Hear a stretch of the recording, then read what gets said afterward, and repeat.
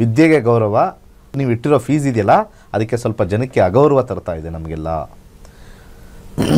ತಾತ್ಸಾರ ಜಾಸ್ತಿ ಅಂತ ತುಂಬ ಜನ ಹೇಳ್ಬಿಟ್ಟು ಹೋಗಿದ್ದಾರೆ. ಬಟ್ ಆದರೆ ಜನರ ಮೌಢ್ಯನ ತಗೊಂಡಾಗ ನಾವೇನು ಮಾಡೋಕ್ಕಾಗಲ್ಲ. ಅರ್ಥ ಆದಮೇಲೆ ಓಕೆ, ಅರಿವು ಆದಮೇಲೆ ಓಕೆ.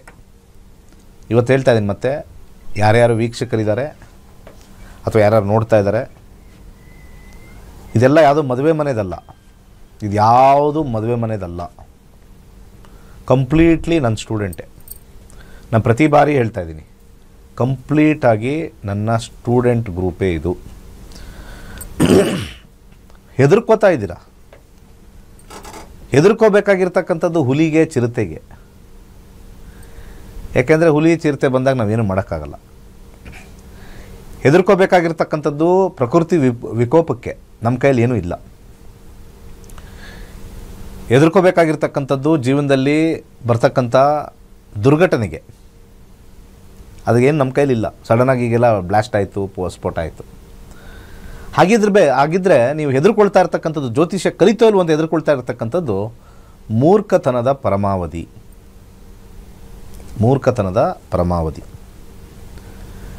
ಹಾಗೆ ಜ್ಯೋತಿಷ್ಯ ಕಲೀಲಿಲ್ಲ ಅಂತಂದರೆ ನಿಮ್ಮ ಹಣ ವಾಪಸ್ ಅಂತ ಹೇಳ್ತಾ ಇರ್ತಕ್ಕಂಥ ಒಂದು ನನ್ನ ಧ್ಯೇಯಕ್ಕೆ ನಿಮ್ಮ ಮೂರ್ಖತನ ಹೋಗಿ ಒಂದು ಗೋಡೆಗೆ ಮಾತಾಡ್ದಂಗೆ ಆಗ್ತಾಯಿದೆ.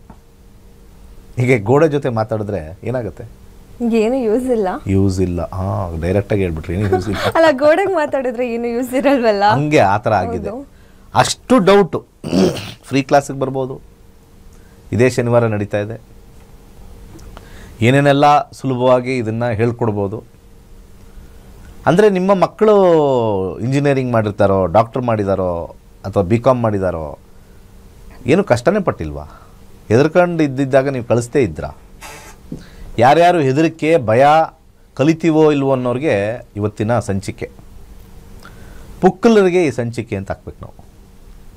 ಪುಕ್ಕಲತನಕ್ಕೆ, ಜೀವನದಲ್ಲಿ ಧೈರ್ಯ ಇಲ್ಲದೆ ಇರೋರಿಗೆ, ಜೀವನದಲ್ಲಿ ಸಾಧನೆ ಮಾಡದೇ ಇರೋರಿಗೆ ಈ ಸಂಚಿಕೆ. ಸಾಮಾನ್ಯವಾಗಿ ತುಂಬ ಜನಕ್ಕೆ ಸಾಧನೆ ಮಾಡಬೇಕು ಅಂತಂದರೆ ಅದಕ್ಕೆ ಕಂಫರ್ಟ್ ಝೋನ್ ಬಿಟ್ಬಿಟ್ಟು ಬರಬೇಕು. ಆ ಕಂಫರ್ಟ್ ಝೋನಲ್ಲೇ ಇದ್ದಾರೆ ಅವರು. ಆ ಕಂಫರ್ಟ್ ಝೋನಲ್ಲಿ ಇರೋರೇ ಈ ಥರ ಮಾತಾಡೋದು. ಯಾರು ಅಂಧರು ಇದ್ದಾರಲ್ಲ, ಇದುವರೆಗೂ ಕೂಡ ಅಂಧರಲ್ಲಿ ಒಂದು 20-25 ಜನ ಅಂಧರು ಕಲ್ತಿದ್ದಾರೆ ಜ್ಯೋತಿಷ್ಯ. ಅಂಧರು. ಓಕೆ. ಅವ್ರಿಗೆ ಟಾಕ್ ಬ್ಯಾಕ್ ಅನ್ನೋ ಒಂದು ಸಾಫ್ಟ್ವೇರ್ ಸಿಗುತ್ತೆ.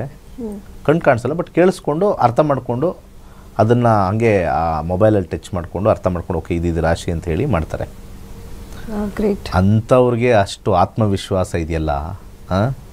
ಇನ್ನು ಕಣ್ಣಿರೋರು, ನಿಮ್ಮ ಪಂಚೇಂದ್ರಿಯಗಳಲ್ಲಿ ಸರಿಯಾಗಿ ತುಂಬಿಸಿ ಕೊಟ್ಟು ಕಳಿಸಿರ್ತಕ್ಕಂಥ ಭಗವಂತನಿಗೆ ನಮನ ಮಾಡಿ ಇರ್ತಕ್ಕಂಥ ಮನುಷ್ಯನಿಗೆ ಕಲಿತೀವೋ ಇಲ್ವೋ, ಹೆದರಿಕೆ, ಭಯ ಅನ್ನೋದು ಸೋಂಬೇರಿತನದ ಪರಮಾವಧಿ ಅಥವಾ ಕಾರಣ. ರೀಸನ್ ಹೇಳ್ತಾರಲ್ಲ, ಏನಾದ್ರು ಕೆಲಸ ಮಾಡು ಅಂದರೆ ಎಲ್ಲದಕ್ಕೂ ಒಂದು ಕಾರಣ ಹುಡುಕ್ತಾನೆ. ಮನೇಲಿ ಮಕ್ಕಳು ಕೆಲಸ ಮಾಡು ಅಂದರೆ ನನಗೆ ಯಾಕೋ ಕಾಲು ನೋವ್ತಾ ಇದೆ, ಬರೋ ಇಲ್ಲಿ ಗಿಡಕ್ಕೆ ನೀರು ಹಾಕೋ ಅಂತಂದರೆ ಅಯ್ಯೋ ನೆನ್ನೆ ಎಲ್ಲ ಫುಲ್ಲು ನಂಗೆ ಶೀತ ಆಗಿಬಿಟ್ಟಿತ್ತು, ಕೋಲ್ಡ್ ಇದೆ, ನಾನು ಮುಟ್ಟಲ್ಲ. ಅಲ್ಲಿ ಹೋಗ್ಬಿಟ್ಟು ಅಲ್ಲೇನಾದ್ರು ಸ್ವಲ್ಪ ಹೆಚ್ಕೊಡೋ ಅಂತಂದರೆ ನಾನು ಮಾಡಲ್ಲಪ್ಪ, ನಾನು ಹೆಂಗೆಂಗೋ ಹೆಚ್ಬಿಡ್ತೀನಿ. ನೋಡಿ, ಇದೇ ನಿಮ್ಮ ಮನೇಲಿ ಹೆಂಗೆ ಕಾರಣ ಕೊಡ್ತಾರೋ ನಮ್ಮ ಕಾಲರ್ಸು ಕೂಡ 6,999 ಫೀಸ್ ಅಲ್ಲ, ಕಾರಣ, ಡೌಟು, ಕಾರಣ. ಓಕೆ ಗುರುಜಿ, ಒಬ್ರು ಕಾಲರ್ ಇದ್ದಾರೆ, ಮಾತಾಡೋಣ. Hello hello madam. ಮೇಡಮ್ ನಮಸ್ತೆ. ಏನು ಹೆಸರು, ಎಲ್ಲಿಂದ ಕರೆ ಮಾಡ್ತಿದ್ದೀರಾ? ನಾವು ಲಕ್ಷ್ಮಿ ಅಂತ ಬೆಂಗಳೂರಿಂದ ಫೋನ್ ಮಾಡ್ತಾ ಇದೀವಿ ಮೇಡಮ್. ಓಕೆ, ಯಾರ ಬಗ್ಗೆ ಕೇಳಬೇಕಿತ್ತು? ನಾವು ನಮ್ಮ ಮಗಳು ಮದುವೆ ಬಗ್ಗೆ ಕೇಳಬೇಕಿತ್ತು ಮೇಡಮ್. ಸರಿ ಮೇಡಮ್, ಅವ್ರ ಡೇಟ್ ಆಫ್ ಬರ್ತ್ ಹೇಳಿ. 20 ಓಕೆ 5 1999 ಮೇಡಮ್. ಸರಿ, ಓಕೆ. ಹುಟ್ಟಿದ ಸಮಯ 1:40 PM. ಹುಟ್ಟಿದ ಊರು? ಬೆಂಗಳೂರು ಮೇಡಮ್. ಓಕೆ, ಗುರುಜಿ ಇದ್ದಾರೆ, ಮಾತಾಡಿ. ನಮಸ್ಕಾರ. ನಮಸ್ಕಾರ ಗುರುಜಿ, ನಾವು ನಿಮ್ಮ ಬ್ಯಾಚಿಗೆ ಜಾಯ್ನ್ ಆಗಿದ್ದೀವಿ. ಯಾವ ಬ್ಯಾಚ್ ಅಮ್ಮ? ಅದೇ ಈಗ 108 ಬ್ಯಾಚ್ ನಡೀತಾ ಇದೆಯಲ್ಲ ಸರ್, ಅದಕ್ಕೆ ಜಾಯ್ನ್ ಓ ಆಗಿದ್ದೀನಿ. ಇದೀರಾ ನೀವು? Okay okay. ಹಾ 5 ದಿನ ಕ್ಲಾಸ್ ಆಗಿದೆ. ಚೆನ್ನಾಗಿ ಸ್ಲೋ ಆಗಿ ಅರ್ಥ ಆಗುತ್ತೆ, ಸಮಾಧಾನ. ಅರ್ಥ ಆಯ್ತಾ? ನಾನು ಇರ್ತೀನಿ, ಗ್ರೂಪಲ್ಲೇ ಇರ್ತೀವಿ, ಏನು ಟೆನ್ಷನ್ ತಗೋಬೇಡಿ. ನಿಮ್ಮ ಮಗಳ ಲಗ್ನ ಸಿಂಹ ಲಗ್ನ, ರಾಶಿ ಬಂದ್ಬಿಟ್ಟು ಕರ್ಕಾಟಕ ರಾಶಿ, ಪುಷ್ಯ ನಕ್ಷತ್ರ, 3ನೇ ಪಾದ. ಈಗ ಇನ್ನೂ 26 ವರ್ಷ. ಓಕೆ. ಹೌದು. ಕೇತು ದಶದಲ್ಲಿ 2ನೇ ಮನೆ, 7ನೇ ಮನೆ, 11ನೇ ಮನೆ ಕಾಂಬಿನೇಷನ್ ನಾವು ನೋಡ್ತೀವಿ. ಅದು ಇದೆ, ಅದು 20% ಏರಿಯಾದಲ್ಲಿದೆ. ಹಾಗೆ 30% ಏರಿಯಾದಲ್ಲಿ 11 ಇದೆ, ಲಾಭ ತೋರಿಸ್ತಾ ಇದೆ. ಹಾಗೆ 50% ಏರಿಯಾದಲ್ಲಿ 9 ಇದೆ. ಅಂದರೆ ಇಲ್ಲಿ ನಮಗೆ 2-7 ಮತ್ತು ಇಲ್ಲಿ ನಮಗೆ 2-7 ಕಾಂಬಿನೇಷನ್ ಬಂದರೆ ಭಾಳ ಅನುಕೂಲ. 2 ಮತ್ತು 7 ಇದು ಭಾಳ ಇಂಪಾರ್ಟೆಂಟ್ ಆಗಿರ್ತಕ್ಕಂಥದ್ದು. ಇದು ಆಲ್ಮೋಸ್ಟ್ ಓಕೆ ಅಂತಂದಿದೆ. ಓಕೆ, ಮೀಡಿಯಮಾಗಿ ಓಕೆ, ಸ್ವಲ್ಪ ಹಿಂದೆ ಮುಂದೆ ನೋಡಬೇಕು. ಈಗ ಬಂದಿರತಕ್ಕಂಥ ಭುಕ್ತಿಯಲ್ಲಿ ಏನಾಗಿದೆ, ಇಲ್ಲಿ ಕೆಳಗಡೆ 7 ಬಂದಿದೆ. 7 ಅನ್ನೋದು ಕೆಳಗಡೆ ಬಂದಿದೆ. ಇಲ್ಲಿ ನೋಡಿದ್ರೆ 8 ಇದೆ, 6 ಇದೆ, 7 ಇದೆ. ಮದುವೆಗೆ ಬೇಕಾಗಿರ್ತಕ್ಕಂಥ 7ನೇ ಮನೆ. ಇದು ನಾವು ಒಂದು ಆಲ್ಗಾರಿಥಮಲ್ಲಿ ಮಾಡಿರ್ತೀವಿ. ಯಾಕಂದರೆ ಜ್ಯೋತಿಷ್ಯ ಅಂತಕ್ಕಂಥದ್ದು ಒಂದು ವಿಜ್ಞಾನ, ಒಂದು ಗಣಿತ, ಅದ್ರ ಜೊತೆಗೆ ಅನುಭವ, ಅದ್ರ ಜೊತೆಗೆ ಪ್ರಯೋಗ, ಇಷ್ಟು ಸೇರಿ ಜ್ಯೋತಿಷ್ಯ ಬಂದಿರೋದು. ಈ ವಾರ ಭವಿಷ್ಯ ಹೇಳ್ಕೊಂಡು ಕೂತಿರ್ತಾರಲ್ಲ, ಅವರೆಲ್ಲ ಜ್ಯೋತಿಷ್ಯರೇ ಅಲ್ಲ. ಬೆಳಗ್ಗೆ ಎದ್ದಿದ ತಕ್ಷಣ ವಾರ ಭವಿಷ್ಯ ಹೇಳ್ತಾರಲ್ಲ, ಅವ್ರು 100% ಜ್ಯೋತಿಷ್ಯರೇ ಅಲ್ಲ. Astrology should be taught. ಇವತ್ತು ಒಂದು ಪ್ರಾಬ್ಲಮ್ಗೆ ನಾನು ಕಾಲ್ ಮಾಡ್ತಾರೆ ಅಂದರೆ ಪ್ರತಿ ಸತಿ ಪ್ರಾಬ್ಲಮ್ ಕಾಲ್ ಮಾಡ್ತಾನೆ ಇರಬೇಕಾ?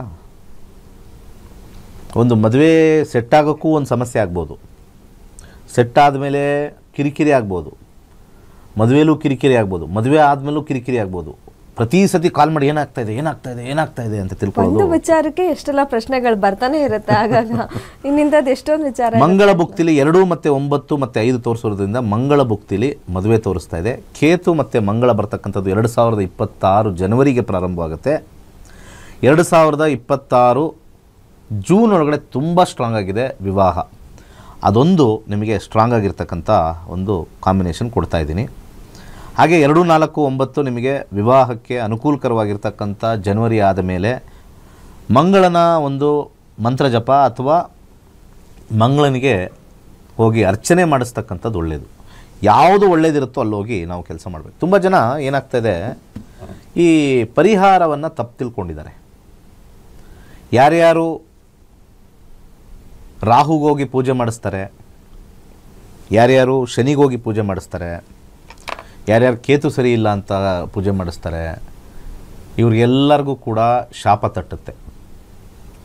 ಪರಿಹಾರ ಮಾಡಿಸಿದ್ರೆ ಶಾಪ ತಟ್ಟುತ್ತಾ? ಹೌದು, ಶಾಪ ತಟ್ಟುತ್ತೆ. 100% ಶಾಪ ತಟ್ಟುತ್ತೆ. ನಿಮಗೆ ಘನಘೋರವಾಗಿರ್ತಕ್ಕಂಥ ಶಾಪ. ಯಾಕೆ ಅಂತಂದರೆ, ಶಾಂತಿ ಅಂತಂದರೆ ಅಲ್ಲಿ ಏನಾದ್ರು ತಪ್ಪಾಗಿದ್ದರೆ, ಆ ಗ್ರಹದಿಂದ ತಪ್ಪಾಗಿದ್ದರೆ ಶಾಂತಿ. ರಾಹು ಚೆನ್ನಾಗಿರೋ ಸ್ಥಾನದಲ್ಲಿದ್ದು ಅವ್ರಿಗೋಗಿ ಶಾಂತಿ ಮಾಡಿದ್ರೆ ಶಾಪಕ್ಕೆ ಗುರಿಯಾಗುತ್ತೆ. ಅದಕ್ಕೆ ಎಷ್ಟೋ ಜನಕ್ಕೆ ಎಷ್ಟೇ ಪೂಜೆ ಮಾಡಿಸಿದ್ರು ದರಿದ್ರತನ ಬಂದಿರೋದೇ ಆ ಶಾಪ. ಅದನ್ನು ಹೋಗಲಾಡಿಸ್ಬೇಕು ಅಂತ ಹೇಳಿ ನಾನು ಬಂದಿರೋದು. ಎಲ್ಲ ಪುರೋಹಿತರು ತಪ್ಪು ಮಾಡ್ತಾ ಇದ್ದೀರಾ. ಜ್ಯೋತಿಷ್ಯ ಶಾಸ್ತ್ರದಲ್ಲಿ, ಆಗಮಶಾಸ್ತ್ರದಲ್ಲಿ, ನಿಮ್ಮ ವೇದ ಪುರಾಣದಲ್ಲಿ ನಾನು ತಲೆ ಹಾಕಲ್ಲ, ಅದು ಅದ್ಭುತವಾಗಿ ಮಾಡ್ತಾ ಇದ್ದೀರಾ, ಲೋಕ ಕಲ್ಯಾಣ ಮಾಡ್ತಾ ಇದ್ದೀರಾ, ಅದಕ್ಕೆ ನಮನ. ಆದರೆ ಗ್ರಹಗಳಿಗೆ ಒಂದು ಎನರ್ಜಿ ಇದೆ. ಒಂದು ಸಣ್ಣ ಉದಾಹರಣೆ ಕೊಡ್ತೀನಿ. ಒಂದು ಪೊಲೀಸ್ ಇನ್ಸ್ಪೆಕ್ಟರ್ ಹತ್ರ ಹೋಗ್ಬಿಟ್ಟು ದಿನ ಹೋಗಿ ಹಿಂದಿನ ಜನ್ಮದಲ್ಲಿ ತಪ್ಪು ಮಾಡಿಬಿಟ್ಟಿದ್ದೀನಿ ಸರ್, ಸಾರಿ ಸರ್. ಆ ಪೊಲೀಸವ್ರಿಗೆ ಹಿಂದಿನ ಜನ್ಮದ ಗೊತ್ತಿರುತ್ತೆ, ಏನೂ ತಪ್ಪು ಮಾಡಿಲ್ವಲ್ಲ. ಇನ್ನೊಂದು ಸತಿ ಹೋಗ್ತಾರೆ, ಸರ್ ನಮಸ್ಕಾರ ಸರ್, ಹಿಂದಿನ ಜನ್ಮದಲ್ಲಿ ತಪ್ಪು ಮಾಡಿಬಿಟ್ಟಿದ್ದೀನಿ ಸರ್. ಶಾಂತಿ ಅಂದರೆ ಯಾವುದಕ್ಕೂ ಅರಿವಿಲ್ಲದೆ ಇರತಕ್ಕಂಥ ಆ ಒಂದು ಇದು ಏನೂ ಇಲ್ವಲ್ಲ, ಮಾಡಿಲ್ವಲ್ಲ. ಅಂದರೆ ಒಬ್ರೊಬ್ರಿಗೂ ಒಂದೊಂದು ಕ್ಷೇತ್ರ. ಆ ಕ್ಷೇತ್ರಕ್ಕೆ ಇವರು ಹೋಗಿ ಆ ಇನ್ಸ್ಪೆಕ್ಟರ್ ಮಾಡ್ತಾಯಿದ್ರೆ, ಇವನು ಯಾವನೋ ಇವನು ಒಳಗೆ ರುಬ್ರೋ, ಏನೂ ಮಾಡಿಲ್ಲ ಅಂದ್ರೆ ಬಂದು ಕ್ಷಮೆ ಕೇಳ್ತಾ ಇದ್ದಾನೆ, ತಿಕ್ಲಾನ ಇವನು ಅಂತಾರೆ. ಹೌದು, ಕರೆಕ್ಟ್ ಅಲ್ವಾ? ಇರಿಟೇಟ್ ಆಗ್ತಾರೆ. ಹೌದು. ಈಗ ಇನ್ನೊಂದು ಊರಲ್ಲಿ ಇನ್ನೊಬ್ಬ ಇನ್ಸ್ಪೆಕ್ಟರ್ ಇರ್ತಾನೆ. ಅಂದರೆ ನಮಗೆ 9 ಗ್ರಹಗಳು 9 ಇನ್ಸ್ಪೆಕ್ಟರ್ ಇದ್ದಂಗೆ. ಒಬ್ರೊಬ್ರು ಒಂದೊಂದು ಇನ್ಸ್ಪೆಕ್ಟ್ರು ನೀನು ಏನೇನು ಮಾಡಿದೆ ಅಂತ ಅವ್ರಿಗೆ ಮಾತ್ರ ಇರುತ್ತೆ, ಪಕ್ಕದವ್ರಿಗೆ ಗೊತ್ತಿರಲ್ಲ. ನಿನಗೆ ಊಟ ಕೊಡ್ತಕ್ಕಂಥ ಅಧಿಕಾರ ನಿನಗೆ ಕೊಡ್ತಾನೆ, ದುಡ್ಡು ಕೊಡ್ತಕ್ಕಂಥ ಅಧಿಕಾರ ನನಗೆ ಕೊಡ್ತಾನೆ, ಶಿಕ್ಷೆ ಕೊಡ್ತಕ್ಕಂಥ ಅಧಿಕಾರ ಇನ್ನೊಬ್ರು ಕೊಡ್ತಾನೆ. ಈ ರೀತಿ ಇರುತ್ತೆ. ಈ ಕಾಂಪೌಂಡರ್ಗಳು ಮತ್ತು ನಮ್ಮ ತಲೆಯಲ್ಲಿ ಏನಿದೆ ಅಂದರೆ ರಾಹು ಕೇತು ಶನಿ ಕೆಟ್ಟದ್ದಲ್ವಾ. 90% ಆ ಪೂಜೆ ಮಾಡಿಸಿದಾಗ ಶಾಪಕ್ಕೆ ಗುರು ಆಗಿದ್ದಾರೆ. ಇವಾಗ ಹೇಳಿದ್ನಲ್ಲ, ಸುಮ್ಮನೆ ಹೋಗೋದು, ಅಯ್ಯೋ ನನಗೆ ರಾಹು ಮೇಲೆ ನಿಂತ್ಕೊಂಡು ಇವನಿಗೆ ಚೆನ್ನಾಗೇ ಕೊಡೋಕೆ ನಾನು ರೆಡಿ ಇದ್ದೀನಿ, ನಾನೇನು ಮಾಡಿದ್ನಪ್ಪ ಇವನಿಗೆ. ಯಾವನೋ ಮಾತು ಕೇಳ್ಕೊಂಬತ್ತೀಯ, ನಿನಗೂ ಇದೆ ಅವನಿಗೂ ಇದೆ. ಅವನು ಹೇಳ್ದವನಿಗೂ ಅಭಿವೃದ್ಧಿ ಇಲ್ಲ. ಅವ್ನು ಯಾವನು ಪುರೋಹಿತನ, ಅವನು ಯಾವನು ಅಕ್ಷರಾರ್ಜನ, ಅವ್ನು ಹೇಳ್ದವನಿಗೂ ಬರಲಿಲ್ಲ. ಇದೇ ಥರ ಶಾಪ ಈ ವಾರ ಭವಿಷ್ಯ ಮಾಡಿದವ್ರಿಗೂ ಆಗುತ್ತೆ.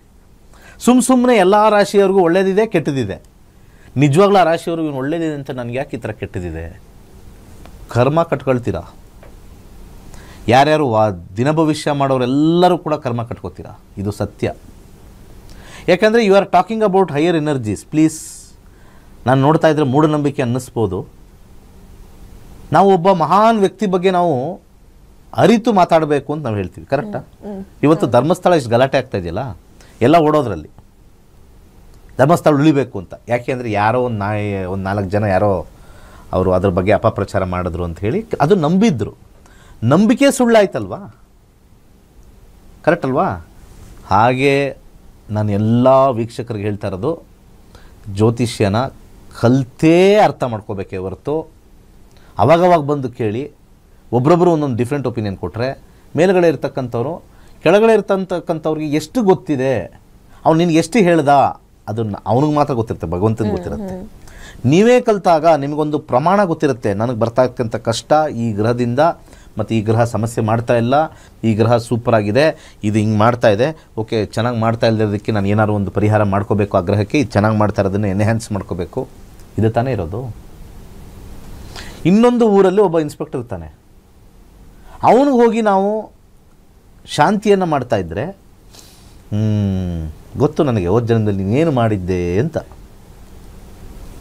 ಕಳ್ತನ ಮಾಡಿದ್ದೆ, ಈಗ ಬಂದಿದೆಯಾ, ಇರಲಿ, ಆದರೆ ಕರ್ಮನ ಏನು ಮಾಡೋಕ್ಕಾಗಲ್ಲ, ಕೊಡ್ತೀನಿ, ಶಾಂತಿಯನ್ನು ಮಾಡ್ತಾ ಇದೆಯಾ, ಒಳ್ಳೆಯದು. ಯಾವುದಕ್ಕೆ ಶಾಂತಿ ಮಾಡಬೇಕು, ಯಾವುದಕ್ಕೆ ಶಾಂತಿ ಮಾಡಬಾರ್ದು ಅನ್ನೋ ವಿವೇಕ ಜ್ಯೋತಿಷ್ಯರಲ್ಲಿ ಇಲ್ಲ. 7ನೇ ಮನೆಯಲ್ಲಿ ರಾಹು ಕೂತ್ಕೊಂಡ್ರೆ ಮಾಡ್ತೀರಾ, ಅದೇ ಮೋಸ್ಟ್ ಡೇಂಜರಸ್. ಅವನು ಮದುವೆ ಕೊಡಕ್ಕೆ ಬಂದಿದ್ದಾನ, ಅವನು ಬಂದಿರೋದೇ ಮದುವೆ ಕೊಡೋಕ್ಕೆ. 7ನೇ ಮನೇಲಿ ಶನಿ ಕೂತಿರ್ತಾನೆ, ಅವನು ಬಂದಿರೋದೇ ಮದುವೆ ಕೊಡೋಕ್ಕೆ, ಅಥವಾ 2ನೇ ಮನೇಲಿ ಕೂತಿರ್ತಾನೆ ಶನಿ. ಕೇತು ಕೂಡ 7ನೇ ಮನೇಲಿ ಅಥವಾ 2ನೇ ಮನೇಲಿ ಇರ್ತಾನೆ, ಅವನು ಬಂದಿರೋದೇ ಮದುವೆ ಕೊಡೋಕ್ಕೆ.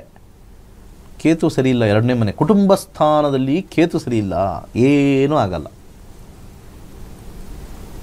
ಅದೇ ನಿಮ್ಮ ದಶದಲ್ಲಿ ಕೇತು ಬಂದು, ಕೇತು 1ನೇ ಸ್ಥಾನದಲ್ಲಿ ಇದ್ದಿದ್ರೆ ಮದುವೆ ಕೊಡಲ್ಲ, ಕೇತು 6ನೇ ಸ್ಥಾನದಲ್ಲಿದ್ದರೆ ಮದುವೆ ಕೊಡಲ್ಲ, ಕೇತು 8ನೇ ಸ್ಥಾನದಲ್ಲಿದ್ದರೆ ಮದುವೆ ಕೊಡಲ್ಲ, ಕೇತು 12ನೇ ಸ್ಥಾನದಲ್ಲಿದ್ದರೆ ಮದುವೆ ಕೊಡಲ್ಲ. ಇದನ್ನೆಲ್ಲ ಚೇಂಜ್ ಮಾಡಿ, ಎಲ್ಲ ಕಾಂಪೌಂಡರ್ಸು ಜ್ಯೋತಿಷರು ಚೇಂಜ್ ಆಗಿ. A planets where they sit promote that house, they will never destroy. They will never destroy the karakatva or the significance of the house. Intensity of the planet ಅದು ಬೇರೆ ಸಬ್ಜೆಕ್ಟ್. ಅದು ಈಗ ಕೇತು 7ನೇ ಮನೇಲಿ ಕೂತಿದೆ. ನಾನೊಂದು ವಿಚಾರ ಹೇಳ್ಬಿಡ್ತೀನಿ ಇಬ್ಬರು ಡಿಸ್ಕಷನಲ್ಲಿ, ಆಮೇಲೆ ಕಾಲ್ಸ್ ತಗೊಳ್ಳೋಣ. ಕೇತು 7ನೇ ಮನೆಗೆ ಬಂದಿದೆ, ಮದುವೆ ಆಗಿದೆ, ಮದುವೆ ಚೆನ್ನಾಗೇ ಇರುತ್ತೆ 7ನೇ ಮನೇಲಿದ್ದರೆ. ಆದರೆ ಕೇತು ಏನು ಮಾಡ್ತಾನೆ, ಆ ಕಪಲ್ಸ್ನ ಆಧ್ಯಾತ್ಮಿಕ ಚಿಂತನೆ ಕೊಡ್ತಾನೆ ಅಷ್ಟೇ. ಅಲ್ಲಿ ತಪ್ಪೇನು? ಕೇತುವಿನ ಮೂಲ ಗುಣಗಳು ಕೊಡ್ತಾನೆ. ಮದುವೆ ಮಾಡಿಸಿ ಅವರಿಬ್ಬರು ದೇವಸ್ಥಾನಕ್ಕೆ ಯಾವಾಗಲೂ ರೆಗ್ಯುಲರಾಗಿ ಹೋಗೋದು, ಯಾವುದಾದ್ರು ಮಠಕ್ಕೆ ಹೋಗೋದು, ಯಾವುದಾದ್ರು ದೇವಸ್ಥಾನ ಸುತ್ತೋದು 7ನೇ ಮನೇಲಿದೆ. ಆದರೆ ಅದೇ ಕೇತು 6ನೇ ಮನೇಲೋ 8ನೇ ಮನೇಲಿ ಕೂತ್ಕೊಂಡ್ರೆ ಸ್ಪಿರಿಚುಯಾಲಿಟಿ ಕೊಡ್ತಾನೆ, ವಿತೌಟ್ ಮ್ಯಾರೇಜ್ ಕೊಡ್ತಾನೆ. ಗ್ರಹಗಳ ಕಾರಕತ್ವ ಮತ್ತು ಮನೆಯ ಅಧಿಪತಿಯನ್ನು ವಿಶ್ಲೇಷಣೆ ಮಾಡೋದು ಜ್ಯೋತಿಷ್ಯ ಹೊರತು ಶನಿ ವಯಸ್ಸಾಗಿರೋ ಗಂಡನ ಕೊಡ್ತಾನೆ, ಸುಳ್ಳು. ಎಷ್ಟು ಜನರ ಜಾತಕದಲ್ಲಿ 7ನೇ ಮನೇಲಿ ಶನಿ ಕೂತಿದೆ, ಕಮ್ಮಿ ಏಜ್ ಇರೋರು ಮದುವೆ ಆಗಿದ್ದಾರೆ. ಆ ಹುಡುಗಿಗೆ 28 ಆದರೆ ಹುಡುಗನಿಗೆ 26 ಆಗಿರೋದಿದೆ. ಹಾಗೆ ಕೆಲವೊಂದು ಶನಿ 7ನೇ ಮನೇಲಿ ಇರ್ತಕ್ಕಂಥದ್ದು ಆ ಹುಡುಗಿಗೆ 26 ಇದ್ದರೆ ಆ ಹುಡುಗನಿಗೆ 27 ಇರುತ್ತೆ. ಇವ್ರು ಹೇಳ್ತಕ್ಕಂಥದ್ದೆಲ್ಲ ಉಲ್ಟಾ, ಅಜಗಜಾಂತರ, ಕಂಪ್ಲೀಟ್ಲಿ ಚೇಂಜ್. ಕಸ್ಪ್ ಅನ್ನೋದಿರುತ್ತೆ, ಅಲ್ಲಿ ಕರೆಕ್ಟಾಗಿ ಹೇಳುತ್ತೆ ಯಾವ ರೀತಿ ಸಿಗುತ್ತೆ ಅಂತ. ಅಲ್ಲಿ 7ನೇ ಮನೆಯಲ್ಲಿ ಶನಿ ಕೂತ್ಕೊಂಡಿದ್ದ ತಕ್ಷಣ ನೋಡಿ ಈ ಹುಡುಗಿಗೆ ಎಷ್ಟಪ್ಪ 10 ವರ್ಷ ಡಿಫ್ರೆನ್ಸ್ ಇರುತ್ತೆ.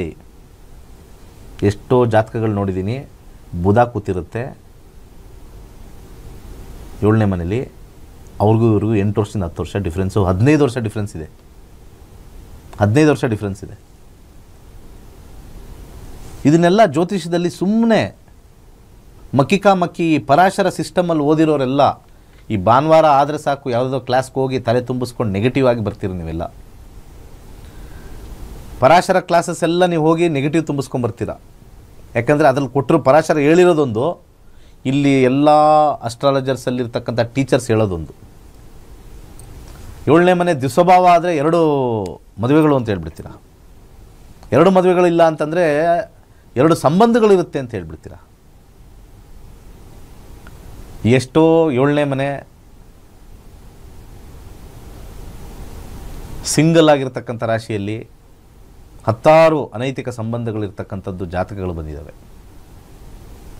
ದಶದಲ್ಲಿ ತೋರಿಸುತ್ತೆ ಸಂಬಂಧಗಳನ್ನು, ಭುಕ್ತಿಗಳಲ್ಲಿ ತೋರಿಸುತ್ತೆ, ಮನೆಗಳಲ್ಲ, ರಾಶಿಗಳಲ್ಲ. ಎಸ್ಪೆಷಲಿ ದ್ವಿಸ್ವಭಾವ ರಾಶಿ ಏನಿದ ತಕ್ಷಣ 2 ಗಂಡು 2 ಹೆಣ್ಣು ಅವೆಲ್ಲ ಅಲ್ಲ. ಅವರವರ ಮನಸ್ಸು ಮತ್ತು ಮಾನಸಿಕ ಸ್ಥಿತಿ ಮೇಲೆ ಸಂಬಂಧಗಳು ಬೇರೆ ಬೇರೆ ಆಗುತ್ತೆ.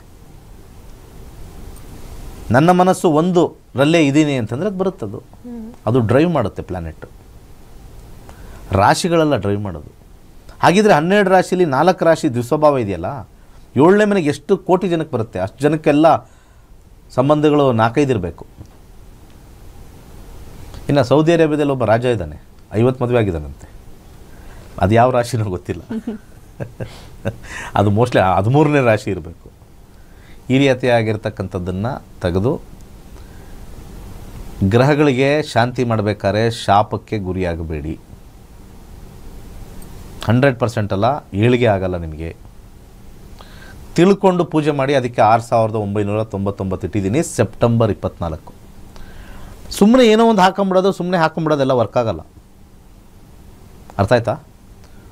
ಒಬ್ಬ ನಿನಗೆ ಗೊತ್ತಿಲ್ದಂಗೆ ಯಾರೋ ಒಬ್ಬರು ಅವ್ನು ಕಳ್ಳ ಅಂತ ಹೇಳಿರ್ತಾನೆ, ಕರೆಕ್ಟ್ ಅಲ್ವಾ? ಇವತ್ತೇನು ಧರ್ಮಸ್ಥಳಕ್ಕಾಗಿದೆಯಲ್ಲ, ಅವನು ಯಾವನ ಕಳ್ಳ ಅಂತ ಹೇಳಿದೆ, ಎಲ್ಲ ನಂಬಿದ್ರು ಕಳ್ಳ ಅಂತ. ಅವರ ಪಾಪ ನನಗೆ ಬಂದಿಲ್ವಾ? ಅವ್ರನ್ನ ಗೊತ್ತಿಲ್ಲದೆ ಕಳ್ಳ ಅಂತ ಹೇಳಿದ್ರು.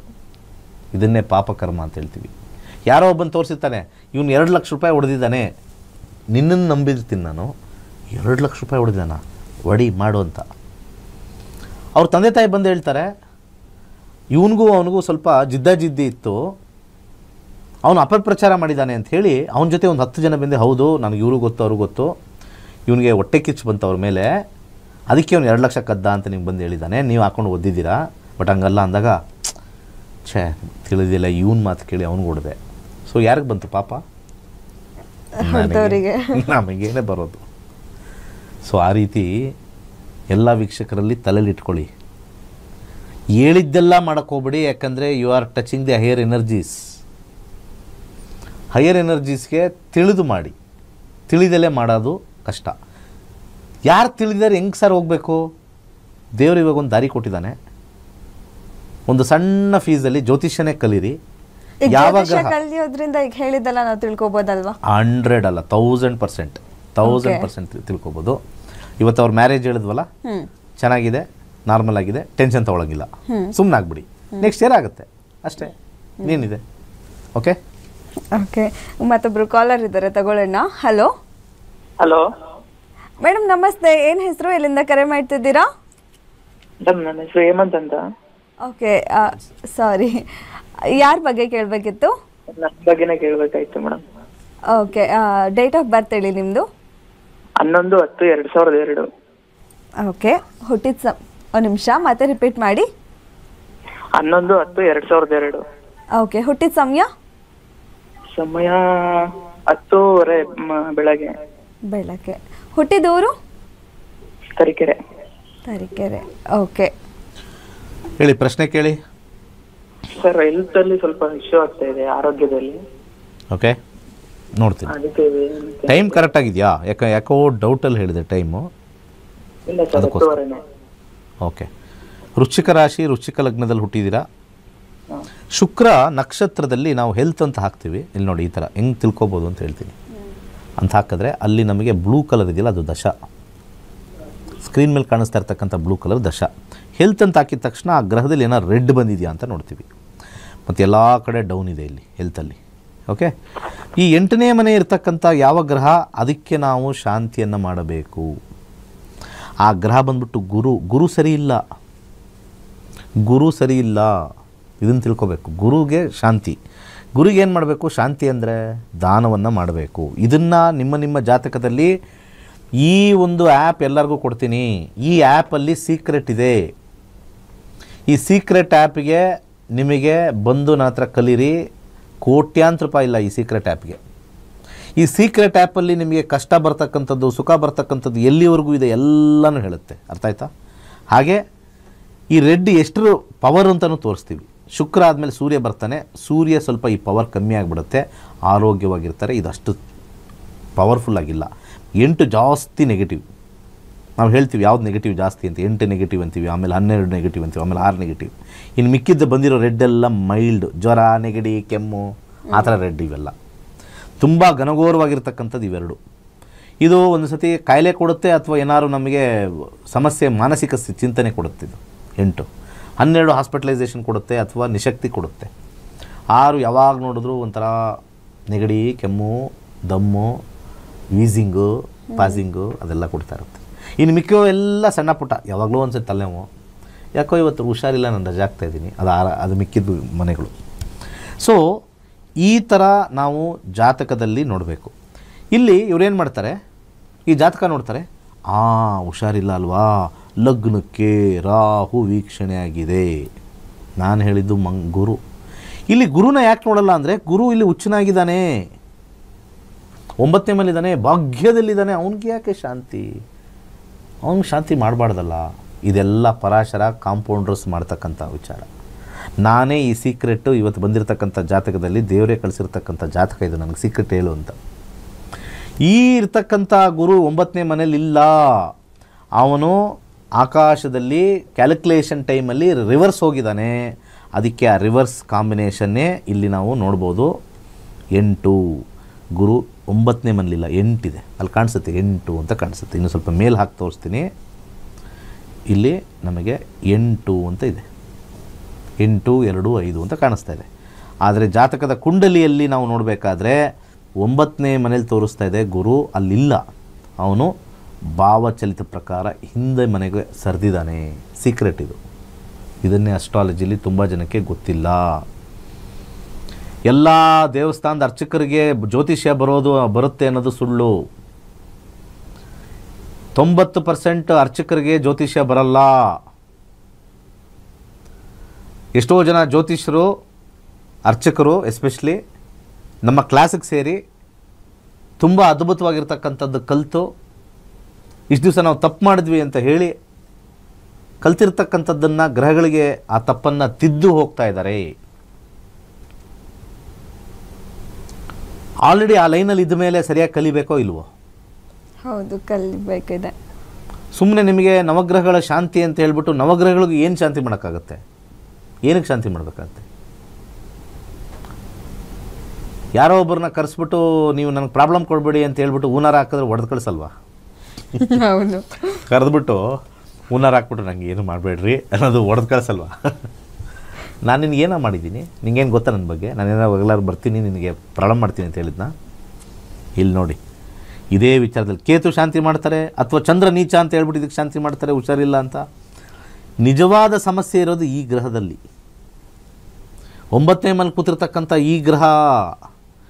ಈ ಗ್ರಹನ ಅಡ್ರೆಸ್ ಮಾಡಿದ್ರೆ ಅವರ ಸಮಸ್ಯೆ, ಕಾಯಿಲೆ ಕಮ್ಮಿ ಆಗುತ್ತೆ.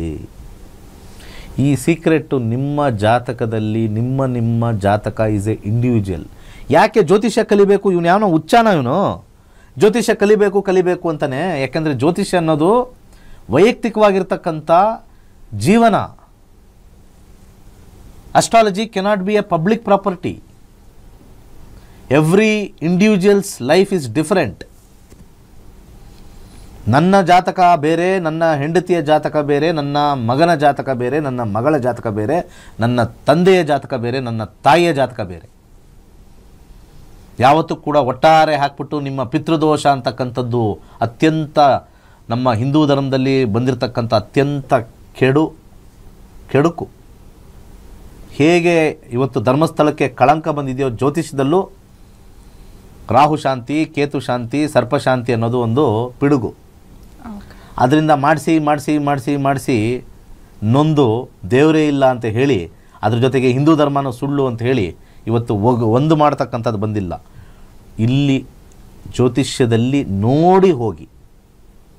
ನಾನು ಯಾವುದೇ ವಿರುದ್ಧ ಇಲ್ಲ, ಸರಿಯಾಗಿ ತಿಳಿದು ಹೋಗಿ. ನಾನು ಬೇಕಾದ್ರೆ ಎಲ್ಲ ಕ್ಷೇತ್ರಕ್ಕೂ ಕಳಿಸ್ತೀನಿ.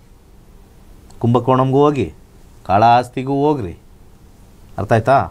ಇಲ್ಲಿ ಕುಕ್ಕೆಗೂ ಹೋಗ್ರಿ, ಹೊರನಾಡಿಗೂ ಹೋಗ್ರಿ. ಆದರೆ ಇಲ್ಲಿ ತಿಳಿದು ಹೋಗಬೇಕು. ಇಲ್ಲಿ ಗುರು ಸರಿ ಇಲ್ಲ ಅಂದಾಗ ಗುರುವಿನ ಕ್ಷೇತ್ರಕ್ಕೆ ಹೋಗಬೇಕು. ಗುರುವಿನ ಕ್ಷೇತ್ರ ಆಗಿರ್ತಕ್ಕಂಥ ಮಂತ್ರಾಲಯಕ್ಕೆ ಹೋಗಬೇಕು. ಈ ರೀತಿಯಾಗಿರ್ತಕ್ಕಂಥ ವಿಚಾರಗಳನ್ನ ತೊಗೊಂಬರ್ಬೇಕೇ ಹೊರತು ಸುಮ್ಮನೆ 12ನೇ ಮನೇಲಿ ಕೇತು ಇದ್ದಾನೆ, ರಾಹು 7ನೇ ಮನೇಲಿ ಕೂತ್ಕೊಂಡು ಲಗ್ನ ವೀಕ್ಷಣೆ ಮಾಡ್ತಾ ಇದ್ದಾನೆ, ಚಂದ್ರ, ಈ 3ಕ್ಕೆ ಅಂಟಿಸ್ಬಿಡ್ತಾರೆ. ಇವರು ನೋಡೋದೇ ಇಲ್ಲ ಗುರು ಹುಚ್ಚನಾಗಿದ್ದಾನೆ ಅಂತ. ಇವನೇ ಪ್ರಾಬ್ಲಮ್ ಮಾಡ್ತಾ ಇರ್ತಕ್ಕಂಥದ್ದು ಇವರ ಜಾತಕದಲ್ಲಿ.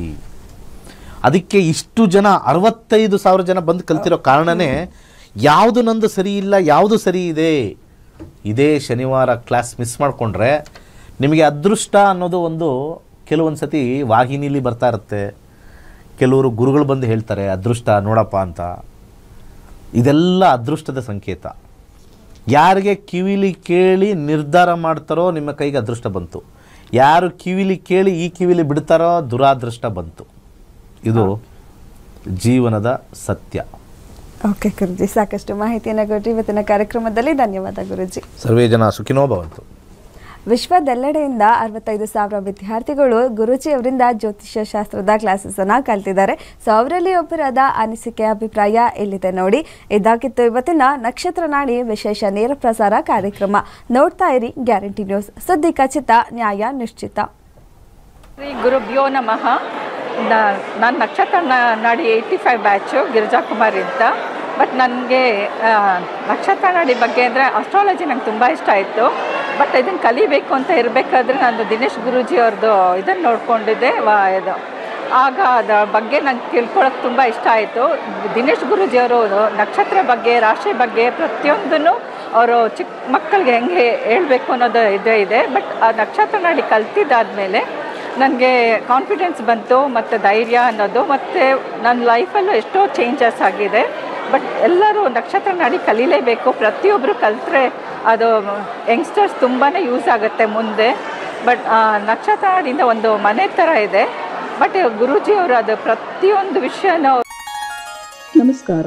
ವೈಜ್ಞಾನಿಕ ತಂತ್ರಜ್ಞಾನವನ್ನು ಒಳಗೊಂಡಿರುವ ನಕ್ಷತ್ರ ನಾಡಿ ಜ್ಯೋತಿಷ ತರಗತಿಗಳಿಗೆ ಸುಸ್ವಾಗತ. ಈ ತರಗತಿಗಳಲ್ಲಿ ಗುರೂಜಿಯವರು ಕಲಿಸಿಕೊಡಲಿರುವ ವಿಚಾರಗಳೇನೆಂದರೆ, ನಮ್ಮ ಬ್ರಹ್ಮಾಂಡದ ಸೃಷ್ಟಿ, ವಿಷ್ಣುವಿನ ದಶಾವತಾರಗಳಲ್ಲಿ ವೈಜ್ಞಾನಿಕ ಆಧಾರ, 4 ಯುಗಗಳು, ಉತ್ತರ ಧ್ರುವದ ಪ್ರಾಮುಖ್ಯತೆ, ನಕ್ಷತ್ರಗಳು, ರಾಶಿಗಳು, ರಾಹು ಮತ್ತು ಕೇತು ಪುರಾಣ, ರಾಶಿ ಚಕ್ರದಲ್ಲಿ 27 ನಕ್ಷತ್ರಗಳ ಸ್ಥಾನ, ರಾಶಿ ಚಕ್ರದ ಡಿಗ್ರಿ ಲೆಕ್ಕಾಚಾರ, ನಕ್ಷತ್ರದ 108 ಪಾದಗಳು, ದಶಾ ಲೆಕ್ಕಾಚಾರ, ರಾಶಿ ಚಕ್ರದ ಗುಣಲಕ್ಷಣಗಳು, ಲಗ್ನದ ಪ್ರಾಮುಖ್ಯತೆ, ಲಗ್ನ ಲೆಕ್ಕಾಚಾರ, ದಿನದಲ್ಲಿ ಲಗ್ನವನ್ನು ಕಂಡುಹಿಡಿಯುವ ಸರಳ ಲೆಕ್ಕಾಚಾರ, ಲಗ್ನದಿಂದ ವಿವಿಧ ಮನೆಗಳಿನ ಗ್ರಹಗಳು, ನಕ್ಷತ್ರ ನಾಡಿ ತತ್ವಗಳು, ಗ್ರಹಾಧಿಪತಿ, ನಕ್ಷತ್ರಾಧಿಪತಿ, ಉಪನಕ್ಷತ್ರಾಧಿಪತಿ ಲೆಕ್ಕಾಚಾರ, ಪ್ರಶ್ನಾಶಾಸ್ತ್ರದ 249 ವಿಭಾಗಗಳ ಲೆಕ್ಕಾಚಾರ, ವಿಶ್ಲೇಷಣೆಯಲ್ಲಿ ದಶ, ಭುಕ್ತಿ, ಅಂತರ್ಭುಕ್ತಿಯ ಅರ್ಥ, ಜಾತಕದಲ್ಲಿ ಶಿಕ್ಷಣಕ್ಕೆ ಆಯ್ದುಕೊಳ್ಳಬಹುದಾದ ಕೋರ್ಸ್, ಉದ್ಯೋಗ ಅಥವಾ ವ್ಯವಹಾರದಲ್ಲಿ ಕ್ಷೇತ್ರದ ಆಯ್ಕೆ, ಯಶಸ್ಸಿನ ಲೆಕ್ಕಾಚಾರ, ಮದುವೆ ವಿಚಾರದಲ್ಲಿ ಸಂಯೋಗಗಳು, ತೊಂದರೆಗಳು, ಸಂತಾನದಲ್ಲಿ ತೊಂದರೆಗಳು, ವಿಳಂಬವಾಗುವುದು, ಆಸ್ತಿ ಅಥವಾ ವಾಹನ ಖರೀದಿಯಲ್ಲಿ ಸಮಯವನ್ನು ತಿಳಿಯುವುದು, ಆರೋಗ್ಯ ವಿಚಾರಗಳಲ್ಲಿ ಶುಭ ಅಶುಭ ಸಮಯದ ಲೆಕ್ಕಾಚಾರ, ಆರೋಗ್ಯ ಸಮಸ್ಯೆಗಳು ಉಂಟಾಗುವ ಸಮಯ ಮುಂತಾದ ವಿಚಾರಗಳ 3 ಹಂತದಲ್ಲಿ ಶುಭ ಅಶುಭ ಸಂಯೋಗಗಳ ವಿಭಜನೆ, ಪವರ್ ಪೊಸಿಷನ್, ಪುಷ್ ಪುಲ್ ಸಿದ್ಧಾಂತ, ಗೋಚಾರದ ವಿಶ್ಲೇಷಣೆ, ಆಯ್ದ ಸೆಲೆಬ್ರಿಟಿ ಜಾತಕಗಳ ವಿಶ್ಲೇಷಣೆ, ಪರಿಹಾರಗಳು, ರತ್ನಗಳು, ರುದ್ರಾಕ್ಷಿ, ಮಂತ್ರ, ಕಲರ್ ಥೆರಪಿ, ದಾನದ ಪರಿಕಲ್ಪನೆ, ಇನ್ನು ಅನೇಕ ವಿಚಾರಗಳ ಬಗ್ಗೆ ಅತ್ಯಂತ ಸರಳವಾಗಿ ಗುರೂಜಿಯವರು ತರಗತಿಯಲ್ಲಿ ತಿಳಿಸಿಕೊಡುತ್ತಿದ್ದಾರೆ. ಈ ತರಗತಿ ಜೊತೆಗೆ ಅತ್ಯಾಧುನಿಕ ತಂತ್ರಜ್ಞಾನದಿಂದ ಬಳಕೆಯಲ್ಲಿರುವ ಗೋಲ್ಡ್ ಟ್ರೀ ಆಸ್ಟ್ರೋ ಆಪ್ ಮೂಲಕ ಜಾತಕವನ್ನು ಪರಿಶೀಲಿಸುವ ಸುಲಭವಾದ ತಂತ್ರಗಳು ಗುರೂಜಿಯವರು ತಿಳಿಸಿಕೊಡುತ್ತಾರೆ. ಜೀವನಕ್ಕೆ ಅಗತ್ಯವಾಗಿರುವ ವಿಚಾರಗಳನ್ನು ತಿಳಿಯಲು ಇಂದೇ ನಕ್ಷತ್ರ ನಾಡಿ ತರಗತಿಯನ್ನು ಸೇರಿ ನಿಮ್ಮ ಜೀವನದ ವಿಚಾರಗಳಿಗೆ ಮಾರ್ಗದರ್ಶಿಯಾಗಿರುವ ಜ್ಯೋತಿಷ್ಯವನ್ನು ಅಳವಡಿಸಿಕೊಳ್ಳಿ. ಹೆಚ್ಚಿನ ಮಾಹಿತಿಗೆ ಇಂದೇ ನಮ್ಮ ನಕ್ಷತ್ರ ನಾಡಿಯನ್ನು ಸಂಪರ್ಕಿಸಿ. ಧನ್ಯವಾದಗಳು.